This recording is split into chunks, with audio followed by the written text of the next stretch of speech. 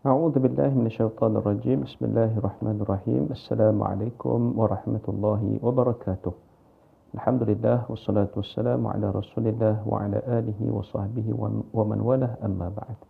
Sidang penonton muslimin dan muslimat yang dirahmati Allah Subhanahu wa taala sekalian, kita bersambung dalam video yang kedua dengan tajuk wala tayasu min rauhillah, dan janganlah kamu berputus asa daripada rahmat Allah Subhanahu wa taala.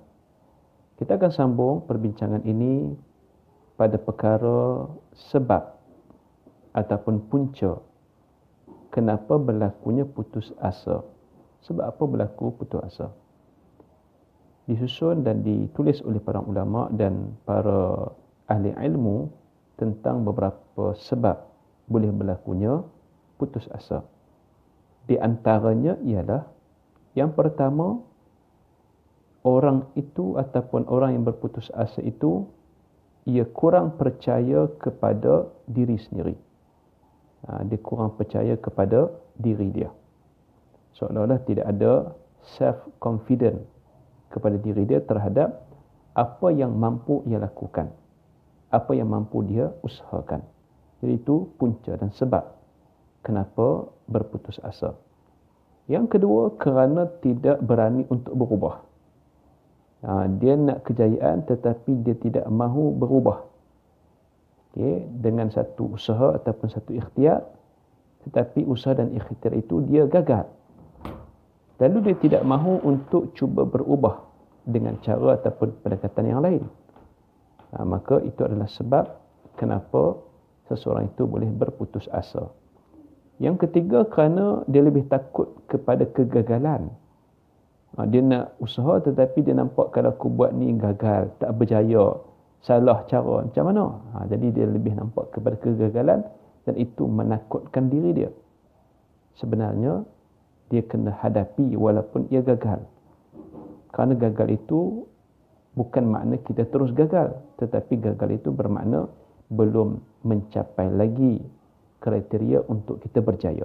Teruskan usaha. Baik. Antara sebab berputus asa juga ialah kerana sering membandingkan diri dengan orang yang telah berjaya. Dia tengok orang berjaya, dia tu berjaya, hebatlah dia. Kan? Tapi aku ni, aku tak boleh macam dia. Jadi dibandingkan diri dengan orang berjaya. Jangan sampai kita bandingkan diri kita dengan orang berjaya dan ia menjadi penghalang untuk kita terus berjaya. Jangan jadikan ia sebab untuk berputus asa. Boleh kita tengok orang berjaya, tengok cara macam mana mereka usaha untuk berjaya. Baik.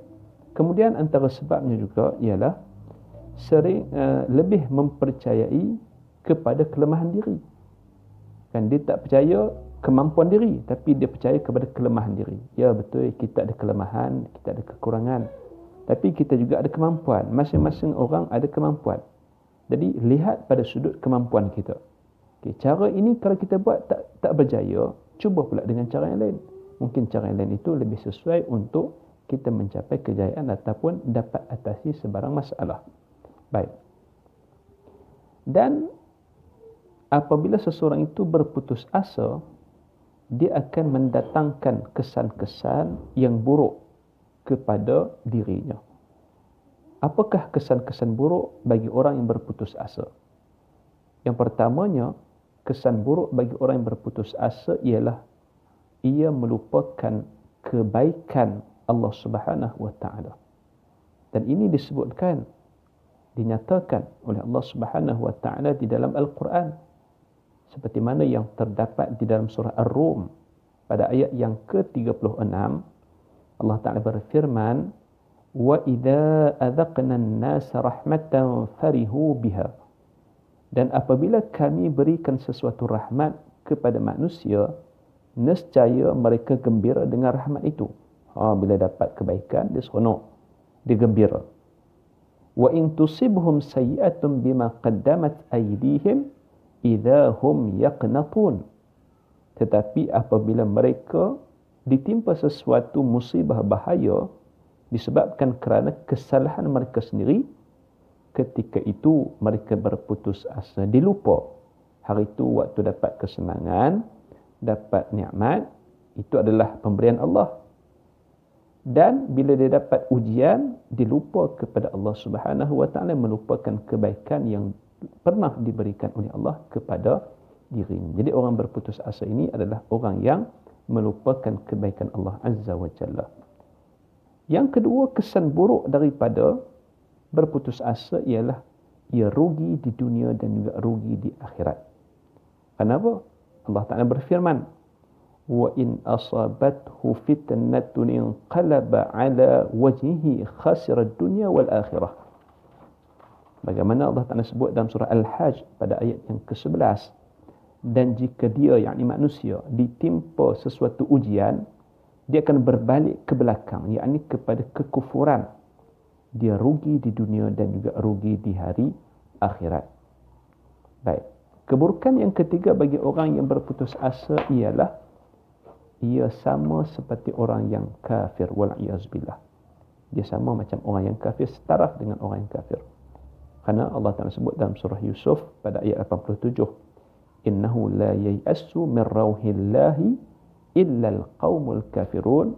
Kerana tidak ada orang yang berputus asa daripada rahmat Allah Ta'ala itu melainkan orang yang kafir. Baik. Kemudian, bagaimana kita nak menangani sikap berputus asa? Kita kena lawan. Kita kena bangkit.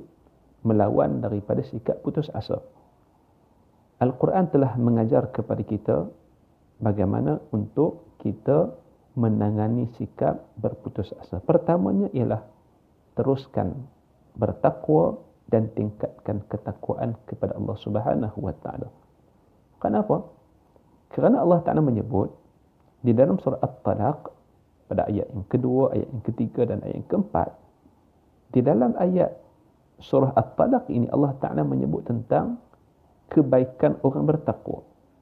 وَمَنْ يَتَّقِ اللَّهَ يَجْعَلْ لَهُ مَخْرَجًا وَيَرْزُقُهُ مِنْ حَيْثُ لَا يَحْتَسِبُ.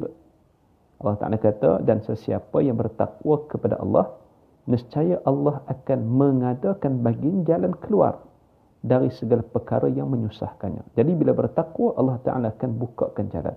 Allah Ta'ala akan jadikan baginya jalan keluar daripada segala masalah. وَيَرْزُقُهُ مِنْ حَيْثُ لَا يَحْتَسِبُ وَيَرْزُقُهُ مِنْ حَيْثُ لَا يَحْتَسِبُ, serta memberikan kepadanya rezeki daripada jalan yang tidak terlintas di dalam hatinya. Bertakwa akan mampu kita tangani putus asa. وَمَنْ يَتَّقِ اللَّهَ يَجْعَلْ لَهُ مِنْ أَمْرِهِ يُسْرًا. Dan sesiapa yang bertakwa kepada Allah, nescaya Allah akan memudahkan baginya segala urusan.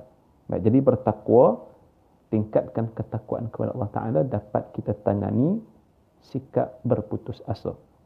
Begitu juga bertaubat kepada Allah Ta'ala, melakukan amar ma'ruf nahi munkar, tolong menolong, nasihat menasihati, memberikan wasiat kepada kebenaran dan kesabaran, mengasihi orang-orang fakir miskin. Semua ini akan mampu menangani sikap berputus asa. Kemudian terakhirnya, tuan-tuan sidang penonton yang dirahmati Allah Subhanahu wa taala sekalian, Ramadan adalah bulan yang mengajar kita agar tidak berputus asa daripada rahmat Allah Subhanahu wa taala. Bagaimana? Kita lihat bulan Ramadan adalah sebagai waktu ataupun medan madrasah untuk kita menerima tarbiyah daripada Allah. Apa yang ada dalam bulan Ramadan?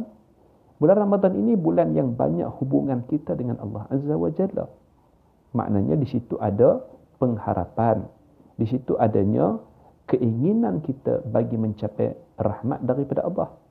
Kita tengok bulan Ramadan mengajar kita untuk bermuhasabah. Muhasabah balik di mana kekurangan kita, apa yang perlu kita perbetulkan, di mana lagi ibadah yang perlu kita tingkatkan. Dalam Ramadan ada muhasabah. Bila kita bermuhasabah, dan sebagaimana yang dinyatakan, hasibu anfusakum qabla an tuhasabu, bermuhasabahlah diri kamu sebelum kamu dihisab di hadapan Allah Subhanahu wa taala. Kita muhasabah. Ramadan adalah bulan yang mengajar kita bermuhasabah. Maknanya di dalam muhasabah itu kita akan mencari dan kita tidak akan berputus asa daripada rahmat Allah Subhanahu wa taala. Ramadan juga adalah merupakan bulan yang mengajar kita untuk bersyukur kepada Allah. Tengok orang yang susah, tengok orang yang miskin, tengok orang yang banyak kekurangan, maka kita perhatikan pula pada diri kita, alhamdulillah, kita bersyukur kepada Allah Subhanahu Wa Taala. Maka di situlah kita akan tahu dalam banyak nikmat Allah Taala berikan kepada kita tanpa kita minta, maka bagaimana pula kalau kita meminta dan mengharapkan nikmat daripada Allah Subhanahu Wa Taala, mengajarkan kita supaya kita tidak pernah berputus asa daripada mendapatkan rahmat Allah Subhanahu Wa Taala. Baik, mudah-mudahan tazkirah yang pendek yang ringkas ini dapat memberikan kebaikan kepada kita semua dan selamat menjalani bulan Ramadan ini dengan ibadah, baik siang harinya dengan berpuasa dan malam harinya dengan solat tarawih, dan juga tadarus sesama keluarga kita, baca Quran, kita dengar bacaan Quran daripada anak, daripada isteri kita. Mudah-mudahan ada faedah kebaikan di dalam siri tazkirah pada hari ini, insya-Allah. Terima kasih banyak-banyak kepada yang menonton. Minta maaf banyak-banyak di atas segala kekurangan dan kesilapan. Yang baik itu sesungguhnya daripada Allah Subhanahu Wa Taala, yang lemah, yang buruk daripada diri saya sendiri. Hakikatnya semua adalah daripada Allah Subhanahu Wa Taala. Aqulu qawli hadha wa astaghfirullahal azim li wa lakum. Assalamualaikum warahmatullahi wabarakatuh.